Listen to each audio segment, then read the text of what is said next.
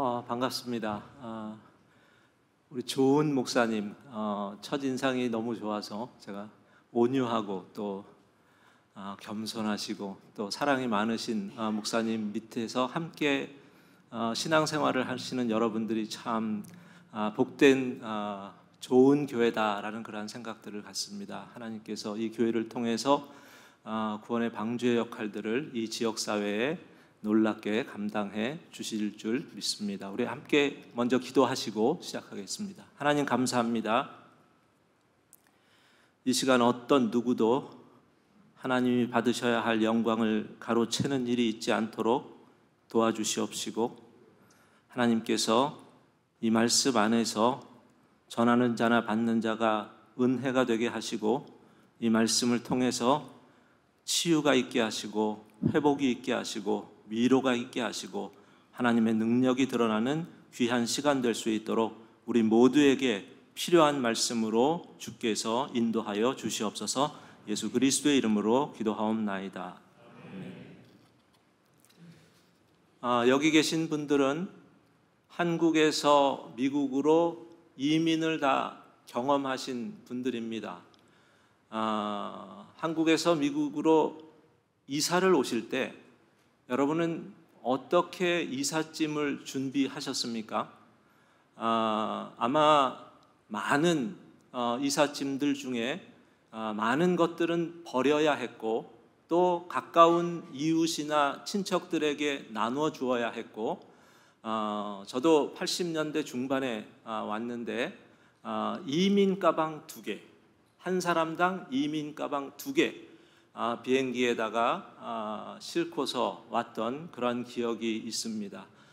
여러분이 가지고 있는 것들을 정리를 해야 됩니다. 많은 것들을 정리하고 요거는 내가 꼭 가지고 가고 싶다라는 것들만을 가지고 왔어야 했는데 앨범이며 돈이며 보석이며 또 식기, 옷 이런 것들 중에서 꼭 필요한 것들만 짐에 담아가지고 왔던 기억을 하실 겁니다. 여러분이 만약에 천국으로 이사를 가셔야 한다면 여러분은 무엇을 우리 믿음의 후배들에게 남길 그 말이나 어떤 유산이나 이런 것들을 준비해 놓고 계신 것이 있습니까? 편지를 써서, 요즘은 또 녹음을 통해서 혹은 동영상을 통해서 내가 이것만큼은 너희에게 꼭 주고 싶은데 이 교훈을 너희가 깊이 삶 속에서 간직하라고 그렇게 주는 그러한 내용들이 우리 안에도 있을 겁니다. 예수님께서 이 땅에서의 사역을 다 마치셨습니다. 이제 남은 것은 십자가에 달려 죽으실 일만 남으셨습니다. 예수님이 십자가에 달려 죽으실 일을 남겨두고서 제자들에게 마지막으로 하시고 싶은 말씀이 있으셨습니다. 그 말씀을 우리가 여러분 예수님께서 이 땅에 오셔서 가장 처음에 하셨던 엑기스와 같은 말씀을 우리가 보통 무엇이라고 합니까? 산상보훈이라고 합니다. 마태복음 5장, 6장, 7장에 나오는 산에서 예수님께서 사역을 시작하면서 가르치셨던 중요한 말씀이 있는 것을 보는데, 예수님이 사역을 마무리하면서 마지막으로 제자들에게 하셨던 그 말씀을 일반적으로 다락방 설교다, 다락방 강론이다 이런 말씀을 합니다. 다락방에서 예수님이 만찬을 하시고 그리고 나서 이제 남은 시간을 제자들에게 마지막으로 하신 그 말씀이 요한복음 13장부터 17장까지의 내용 가운데 있는데, 특별히 오늘 우리가 읽은 요한복음 13장 31절부터 그 일반적으로 이 다락방 강론이 시작된다라고 합니다. 예수님이 무엇을 제자들에게 남기시기를 원하셔서 이 다락방 강론을 통해서 이 말씀을 주셨을까? 저는 오늘 이 말씀을 통해서 여러분과 예수님께서 제자들에게 남기신 중요한 메시지는 무엇인지, 그리고 제자들로부터 어떤 고백을 듣기를 원하셨는지, 그리고 제자들의 잘못된 고백을 어떻게 바꾸어 가셨는가라는 것을 함께 이 말씀을 통해서 나누기를 원합니다. 먼저 예수님은 첫 번째로 예수님께서 제자들과 같이 할 수 없다라는 그것을 말씀하셨습니다. 내가 이제는 너희와 더 이상 같이 할 수 없다라는 것을 말씀하셨는데, 오늘 말씀 33절을 같이 한번 읽습니다. 작은 자들아, 내가 아직 잠시 너희와 함께 있겠노라. 너희가 나를 찾을 것이나 일찍이 내가 유대인들에게 너희는 내가 가는 곳에 올 수 없다고 말한 것과 같이 지금 너희에게도 이르노라. 이 말씀을 잘 보시면 일찍이 내가 유대인들에게 내가 가는 곳에 너희는 올 수 없다라고 말한 것과 같이 라고 이야기를 했다면, 일찍이 예수님께서 그 말씀을 하셨었습니다. 내가 가는 길에 너희는 올 수 없다라는 말씀을 예수님께서 내가 이 말을 한 적이 있었는데 내가 한 번 더 너희에게 이 이야기를 하는데, 지금 내가 말하는 것처럼 너희는 내가 가는 곳에 올 수 없다라는 것을 말씀을 하셨다면, 예수님이 먼저 하셨던 곳은 언제 어디서 이런 말씀을 하셨을까? 요한복음 8장 21절에서 22절을 보면 다시 이르되 내가 가리니 너희가 나를 찾다가 너희 죄 가운데서 죽겠고 내가 가는 곳에는 너희가 오지 못하리라. 예수님이 내가 가는 곳에 너희는 오지 못할 거야 라는 말씀을 8장에서 이미 하셨습니다. 8장에서 하신 다음에 13장에서 예수님이 십자가에 달려 죽으시기 전에 이 말씀을 반복해서 다시 하시는 것이라면, 이 8장에서 13장까지의 기간이 어느 정도였을까? 우리가 정확하게 이해할 수는 없지만 10장을 보면 그러니까 8장을 지나서 10장을 보면 어느 절기가 나오냐면 수전절이 나옵니다. 이 수전절은 지금 태양력으로 하면 크리스마스입니다. 성탄절하고 거의 같은 흡사한 그러한 날짜입니다. 그리고 지금 예수님께서 제자들에게 이 말씀을 하시는 것은 유월절입니다. 유월절 어린 양으로 이제 이날 밤이면 예수님은 잡히셔야 하는 그 시점에서 예수님께서 이 말씀을 하셨다면, 그 유월절이면 오늘날로 이야기하면 부활절 기간 아닙니까? 그러니까 그 성탄절에서 그 성탄절에서 부활절 이 기간 사이를 한 몇 개월 정도 생각할 수 있냐면 3개월. 예수님이 3개월 동안 제자들에게 먼저 3개월 그 8장이니까 10장에서 13장이 그 3개월 정도로 생각한다면 8장에서도 뭐 3개월에서 그렇게 많이 그 넘어간 것 같지는 않습니다.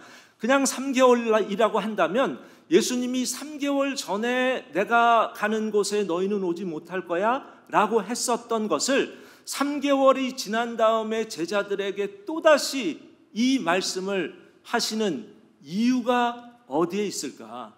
예수님께서 이 말씀을 통해서 뭔가 중요한 메시지를 제자들로부터 고백을 받아내기를 원하셨는데, 제자들에게 어떤 사역들이 있었는지 제가 잠시 말씀을 드리면 10장에서 있었던 사역 가운데 예수님께서 이런 말씀을 하십니다. 나는 선한 목자라. 선한 목자는 양들을 위해서 목숨을 버린다. 이런 말씀을 하십니다. 그리고 11장 그 다음 장을 가면 예수님은 죽은 나사로를 살리시는 이적을 행하십니다. 죽은 나사로를 살리시는 이적을 행하시면서 그의 누이였던 마르다에게 이런 질문을 합니다. 우리가 잘 아는 질문입니다. 나는 부활이요 생명이니 나를 믿는 자는 죽어도 살겠고 살아서 나를 믿는 자는 영원히 죽지 아니하리니 이것을 내가 믿느냐? 라는 질문을 하십니다. 예수님의 부활에 대해서 질문을 하십니다. 죽은 나사로를 살리시면서 그 말씀을 교훈을 하십니다. 12장을 가면 그 다음 장에서 예수님은 그 나사로의 또 다른 누이인 마리아가 예수님의 발 앞에 나드 한 근의 향유를 부으면서 머리로 닦으면서 예수님 앞에 그 사역을 기름을 붓고 그 발을 씻는 눈물을 흘리면서 그런 섬김의 모습을 보일 때 가룟 유다 같은 경우는 이런 이야기를 합니다. 아니 왜 이렇게 그 값비싼 거를 허비하느냐? 300데나리온을 가지고 가난한 자를 살리는 게 더 나은 게 아니냐라고 했을 때 예수님께서 그냥 그대로 가만둬라. 그가 이것을 통해서 그것을 내 장래를 위하여 준비하도록 한 거다라는 것을 주님께서 말씀을 하시기까지 하셨습니다. 여러분 한번 생각해 보십시오. 예수님이 지금 무슨 사역을 하셨고 어떤 교훈을 주셨냐면 죽음을 이야기하셨습니다. 예수님은 양들을 위해서 죽는 선한 목자다. 죽은 자를 살리시면서 나는 부활이요 생명이다. 나는 이제 장래가 있을 것이다. 내가 죽은 다음에 장래 때에 이런 기름 부음이 있을 것이다 라는 것들을 주님께서 말씀을 하신 다음에 3개월 전에 하셨던 그 질문을 제자들에게 또다시 하십니다. 내가 이제 가는 곳에 너희는 나 있는 곳에 오지 못한다 라고 예수님께서 이 말씀을 하셨다면 예수님이 왜 이 말씀을 하셨을까? 아마 예수님께서 제자들로부터 기대하신 것이 분명히 있을 겁니다. 생각해 보십시오. 3년 동안입니다. 3년 동안 제자들과 사역을 하면서 특히 마지막 3개월을 제자들에게 죽음과 너희를 위해서 내가 죽는다, 부활할 것이다, 그리고 영생이 있다 라는 것들을 말씀을 하셨다면 이제 3개월 전에는 유대인들이 대답을 했습니다. 유대인들이 저가 자결하려는가? 이게 그 3개월 전의 대답입니다. 아니 갑자기 자기가 가는 곳에 우리가 따라가지 못한다고 이야기했다면 그러면 죽는 거 아니야? 그냥 혼자서 스스로 목숨을 끊으려고 그러는 건가? 이게 유대인들이 반응했던 반응이었는데 예수님이 3개월 이후에 제자들 앞에서 그것도 가룟 유다는 떠난 다음입니다. 11명의 제자를 두고서 내가 전에 이 이야기를 했는데 내가 가는 곳에 너희는 오지 못할 거야 라고 이야기를 했다면 제자들에게서 무엇을 듣기를 원하셨을까? 적어도 예수님의 죽음에 대해서 안타까워하고 예수님께서 부활하시고 생명이 있고 영생이 있고 천국이 있다는 것 정도는 고백하기를 기대하지 않았을까라는 그러한 생각을 우리가 가질 수 있습니다. 그런데 이 질문에 대해서 오늘 베드로의 입에서 나온 반응을 한번 들어보십시오. 이렇게 반응합니다. 시몬 베드로가 이르되 주여 어디로 가시나이까? 이게 제자들을 대표한다고 하는 베드로의 반응입니다. 주님, 도대체 어디를 가시기에 주님이 가는 곳에 우리가 쫓아가지 못한다고 말씀하십니까? 라고 대답을 했다면 3개월 전이나 3개월 후나 예수님이 죽음을 앞에 두고 있는데도 제자들의 고백은 그렇게 별로 달라진 것이 없는 것 같습니다. 우리가 잘 아는 허바디스 도미네라는 이 라틴어의 말이 여기서 나오지 않습니까? 주여 어디로 가시나이까? 도대체 무슨 말씀을 하시는 겁니까? 라고 그렇게 반응을 할 때 이 반응에 대해서 36절 하반절에서 이거는 같이 한번 읽습니다. 예수께서 대답하시되 내가 가는 곳에 내가 지금은 따라올 수 없으나 후에는 따라오리라. 이미 주님께서 8장에서 하셨고 33장에서도 하셨던 33절, 오늘 33절에서도 하셨던 말씀을 제자들에게 베드로에게 또다시 이야기합니다. 내가 지금은 따라올 수 없다. 라고 이야기합니다. 33절에서는 너희가 나를 따라올 수 없다 라고 이야기를 했었는데 그냥 복수의 너희를 바꾸어서 이번에는 베드로 한 사람을 지목해서 내가 지금은 따라올 수 없다라는 것으로 주님은 반응을 합니다. 이때 베드로가 예수님께 또 질문합니다. 베드로가 이르되 주여 내가 지금은 어찌하여 따라갈 수 없나이까? 주를 위하여 내 목숨을 버리겠나이다. 여러분, 베드로의 이 고백이 솔직한 베드로의 마음의 표현인 것 같습니까? 아니면 과장된 표현을 하고 있는 것처럼 보입니까? 솔직한 표현입니다. 베드로의 생각과 감정과 이론과 모든 것이 하나가 되어서 예수님께 표현하는 겁니다. 내가 왜 따라갈 수 없습니까? 나는 주님을 위해서 목숨까지 버릴 수 있습니다. 솔직한 그의 고백이었을 것이 분명합니다. 그런데 기억하십시오. 우리의 생각과 우리의 사상과 이론과 감정과 이러한 것들은 기복이 있을 수밖에 없습니다. 저와 여러분 마찬가지입니다. 우리는 일시적으로, 즉흥적으로, 제한적으로 여러 가지 고백들을 지금까지 해왔습니다. 제가 아는 그 전도사 시절에 어느 한 집사님이 어떤 단체에서 하는 그 집회를 다녀오셨습니다. 너무 은혜를 많이 받으셨습니다. 교회에 와서 찬양팀을 하시고 성가대를 하시고 교육부에서도 막 그 열심히 일을 하려고 봉사를 하시는 그런 일을 하셨습니다. 몇 달 동안 열심히 하십니다. 그런데 자기가 가지고 있는 이것에 대해서 성도들이 반응을 못하는 것을 보면서 교회를 떠나셨습니다. 우리는 때로 오늘처럼 말씀 집회, 그리고 어떤 특별한 예배, 어떤 특별히 내가 기도하던 중에, 내가 하나님 앞에 찬양하던 중에 은혜가 되어서 그 은혜가 충만한 그러한 모습을 우리가 스스로 알게 되면 이것을, 이 순간을 내 신앙의 수준으로 착각할 때가 있습니다. 신앙의 수준은 그런 게 아닙니다. 그것은 기복이 있을 수밖에 없습니다. 은혜를 받을 때도 있지만 시험이 들 때도 분명히 있기 때문입니다.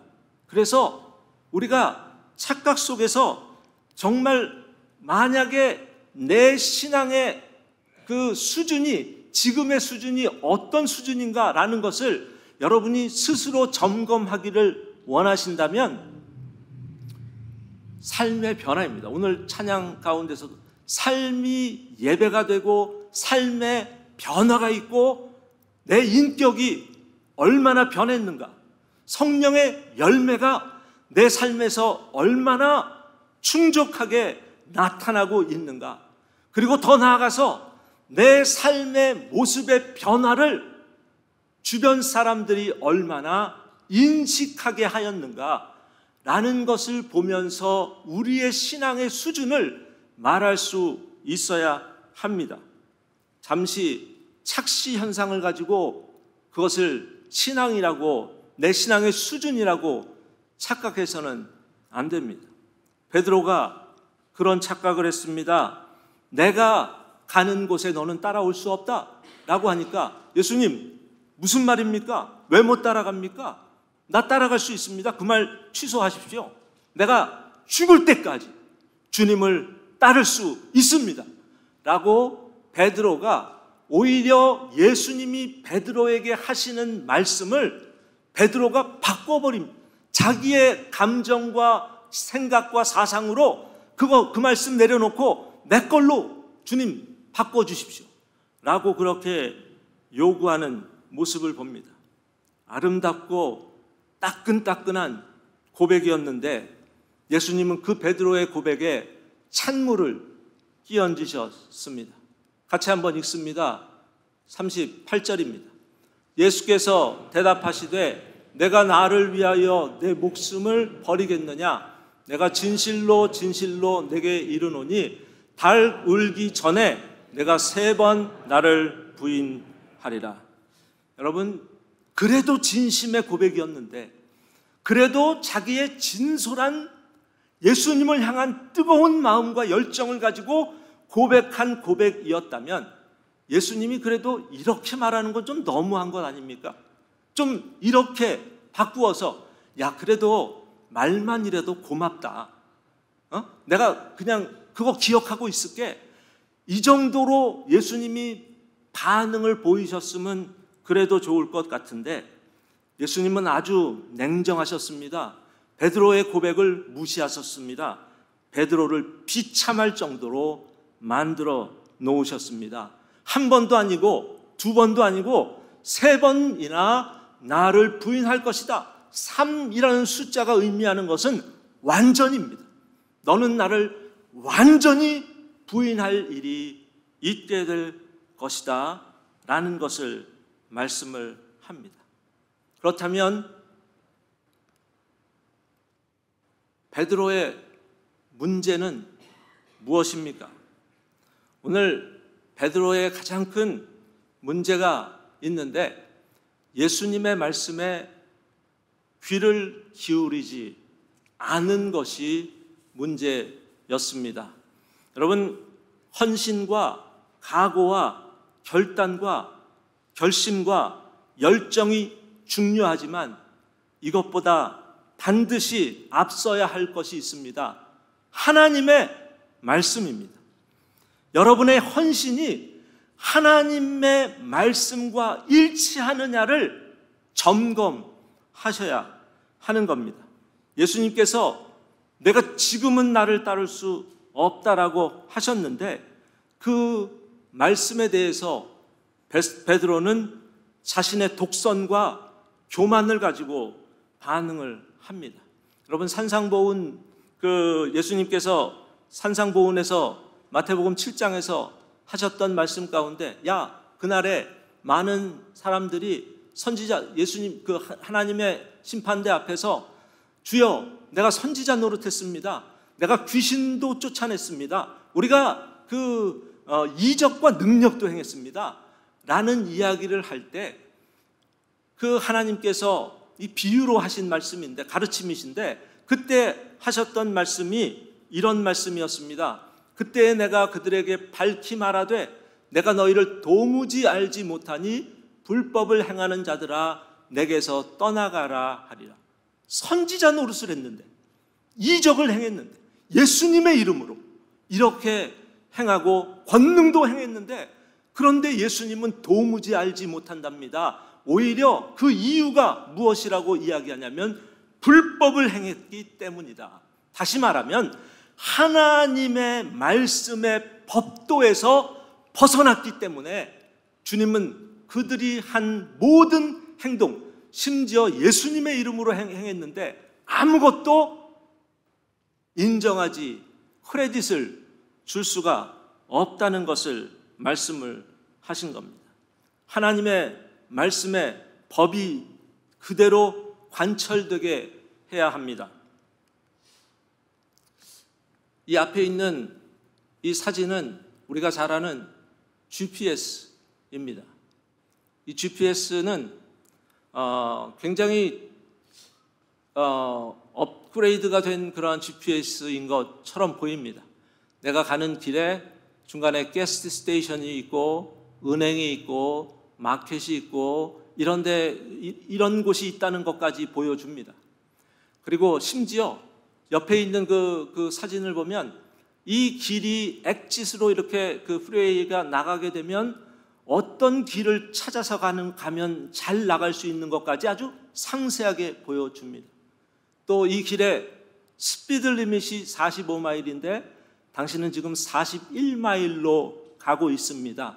이것 외에도 요즘에는 이게 더 업그레이드가 돼가지고 요즘 보이스 레코그니션까지 한답니다. 그냥 내가 야 우리 집으로 가 그러면은 그냥 집에 알아서 찾아가게 해도 되고, 그리고 이 레솔루션이 너무 좋아가지고 더 밝게 또 더 잘 앞에 상황들을 보여주기도 하고, 그리고 카메라하고도 연결되고 전화기하고도 연결되고 뭐 이런 일들이 요즘에는 GPS에 있는 것을 봅니다. 다양한 기능들을 가지고 있는 GPS입니다. 그런데 여러분, 제일 중요한 펑션은 뭡니까? 이 GPS의 기능 중에 없어서는 안 되는 가장 중요한 기능은 무엇입니까? 내가 원하는 곳에 제대로 길을 안내해 주는 겁니다. 내가 원하는 곳에 안내도 해주지 못하면서 다른 다양한 기능들을 가지고 있으면 아무런 쓸모가 없는 겁니다. 하나님께서 저와 여러분에게 기대하는 것이 무엇일 것 같습니까? 감정과 열정이 뛰어나서 지식이 탁월해서 추진력이 굉장해서 기획을 하고 전략을 짜고 추진력을 해서 교회를 그냥 크게 성장시키고 하는 것들이 하나님께서 우리에게서 요구하시는 가장 중요한 펑션입니까? 그럴 수 없습니다. 하나님이 우리에게 요구하시는 가장 으뜸이 되는 것은 하나님의 말씀 앞에 순종하는 겁니다. 하나님께서 말씀하시는 그 말씀 앞에 무릎 꿇을 줄 아는 자여야 합니다. 오늘 예수님의 반응은 베드로의 입장에서는 서운하다고 볼 수 있습니다. 주님, 내가 주를 위해서 내 목숨을 내놓겠습니다 라고 이야기하는데, 예수님은 베드로가 상상할 수 없는 것으로 답변을 하십니다. 내가 나를 목숨까지 죽기까지 나를 따르겠느냐? 너 그렇게 못해. 너는 3번, 오늘 밤에, 마태복음에서 오늘 밤에 내가 나를 3번 부인하게 될 것이다 라는 것을 주님이 말씀을 하셨습니다. 그렇다면 베드로의 이 문제를 해결할 수 있는 방법이 어디에 있을 것 같습니까? 답부터 다시 말씀드리면 예수님의 말씀에 귀를 기울이는 것밖에 없는데, 예수님께서 베드로에게 이미 하셨던 말씀 가운데 36절을 다시 보면 예수님은 베드로에게 내가 가는 곳에 내가 지금은 따라올 수 없으나 여기까지 말씀하지 않으셨습니다. 예수님은 어디까지 베드로에게 말씀을 하셨냐면 후에는 따라오리라 말씀하셨습니다. 지금은 따라올 수 없는 이것 하나 베드로는 붙잡고 상처 입었습니다. 예수님, 그런 말 하지 마십시오. 그 말 바꿔주십시오. 내가 죽기까지 따를 겁니다 라고 이야기했는데, 베드로가 정말 귀를 기울이고 주목했어야 할 예수님의 말씀은 후에는 반드시 따라오리라는 말씀이었던 겁니다. 여러분, 이 사실을 아십니까? 바로 이 사건이 있기 길어야 한두 시간 전에 예수님은 제자들과 만찬을 하셨습니다. 만찬을 하시기 전에 예수님은 이 요한복음 13장 제일 앞부분을 보시면 대야에다가 물을 담아서 수건을 두르시고 제자들의 발을 씻기를 시작하셨습니다. 예수님은 그때도 베드로를 붙잡고 베드로의 잘못된 고백을 주님은 계속해서 바꿔 가신 일이 있습니다. 베드로의 순서가 되었습니다. 베드로가 이렇게 예수님께 이야기를 합니다. 주께서 내 발을 씻으십니까? 그럴 수 없다는 겁니다. 그런데 예수님께서 그때 베드로에게 이런 말씀을 하셨습니다. 내가 하는 것을 내가 지금은 알지 못하나 이후에는 알리라. 오늘 이 36절에 있는 말씀, 내가 가는 곳에 내가 지금은 따라올 수 없으나 후에는 따라오리라와 흡사한 말씀을, 내가 지금 하는 것을 내가 알지 못하지만 후에는 알게 될 것이다 라는 것을 말씀을 하십니다. 그런데 그 이야기를 들었던 베드로가 뭐라고 답을 하냐면, 내 발은 절대로 씻을 수 없습니다. 예수님이 또 그의 고백을 바꾸십니다. 내 발을 절대 씻을 수 없다는 베드로를 향해서, 만약에 내가 내 발을 씻을 수 없다면 너와 나는 상관없는 자다 라고 말씀을 합니다. 베드로가 또다시 말을 바꿉니다. 예수님, 그러면 내 발뿐만 아니라 온몸을 씻어주십시오, 몸까지 씻어주십시오 라고 이야기합니다. 이미 목욕한 자는 발만 씻으면 돼. 예수님은 계속해서 베드로의 자기 중심적인 생각들을 이미 한두 시간 전부터 바꾸어 가고 계셨습니다. 그리고 나서 베드로에게 내가 가는 길에 내가 따라올 수 없다, 너희는 따라올 수 없다 라고 하는데, 아직까지도 베드로는 변하지 않습니다. 계속해서 예수님의 말씀에 반기를 들고, 예수님 틀렸습니다, 내가 얼마든지 할 수 있습니다, 죽기까지 할 수 있습니다 라고 반응을 하는 것을 봅니다. 예수님은 끝까지 베드로의 고백을 바꾸시고 굴복시키시는 일을 하셨는데, 여러분, 예수님께서 어떻게 베드로의 문제를 해결하셨을 것 같습니까? 언제, 어떻게 베드로의 이 고백을 잘못된 자기중심적인 감정에 치우쳐서 그 당시의 상황에 얽매여서 자기의 생각만을 가지고 예수님의 생각은 저버리고 그냥 자기의 생각만을 드러내는 그런 행동을 했던 베드로를 어떻게 바꾸셨냐면, 사도행전을 보시면 예수님께서 3장과 4장에서 베드로가 유대인들을 향해서 말씀을 전하고 그러다가 붙잡혀가지고 그들이 가게 된 곳이 산헤드린 공회였습니다. 산헤드린 공회라는 이 공회는 어떤 공회냐면, 오늘 이 말씀 바로 다음에 예수님이 유대인들에게 붙잡혀서 가셨던 그 장소입니다. 그 장소에서 무슨 일이 있었습니까? 달기 울기 전에 3번 예수님을 부인한 일이 있었습니다. 예수님께서 말씀하신, 예고하신 그 말씀이 그대로 응해지는, 그 성취화되는 그런 일이 있었던 바로 그 장소에 다시 서게 된 겁니다. 이 장소는 베드로에게 있어서는 흑역사와 같은, 기억하고 싶지 않은 그러한 장소였습니다. 치욕스럽고 수치스럽고, 이곳에 주님께서 다시 베드로를 서게 한 겁니다. 예수님이 세우신 겁니다. 요한과 함께 그 자리에 세우셨습니다. 그 자리에 섰을 때 이 많은 사람들의 눈빛을 보았을 겁니다. 증오하는 눈빛, 아주 그냥 미워가지고 어쩔 줄 모르는 유대인들이 베드로와 요한을 두고서, 너 다시는 예수의 이름으로 말하지도 말고 가르치지도 마 라고 이야기를 했을 때, 베드로와 요한이 그들 앞에서 이런 말씀을 합니다. 같이 읽습니다. 사도행전 4장 19절과 20절입니다. 베드로와 요한이 대답하여 이르되, 하나님 앞에서 너희의 말을 듣는 것이 하나님의 말씀을 듣는 것보다 옳은가 판단하라. 우리는 보고 들은 것을 말하지 아니할 수 없다 하니,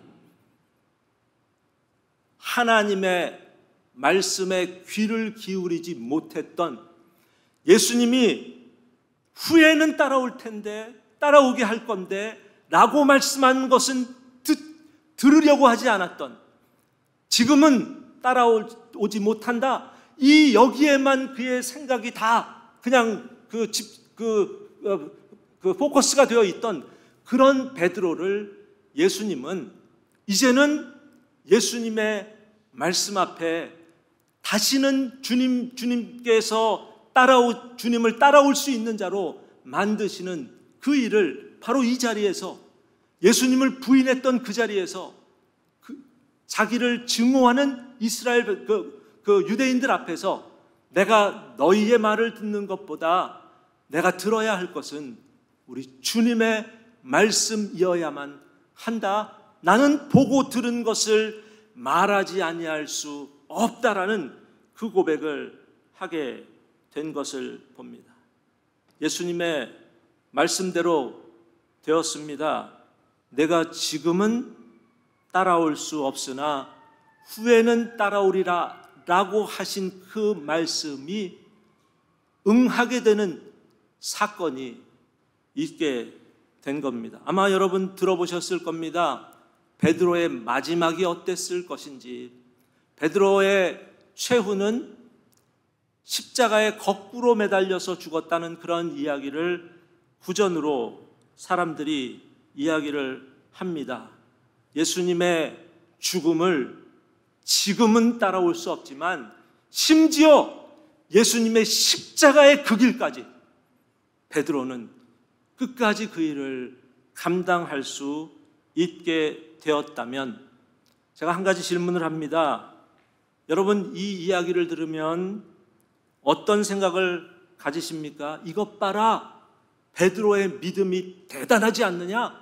베드로가 변했다. 베드로가 이제는 하나님 앞에서 자신의 목숨을 내놓는 사람이 되었다라고 하시겠습니까? 아니면 이것 봐라, 예수님께서 베드로에게 하셨던 그 말씀을 베드로를 통해서 반드시 성취하시지 않느냐.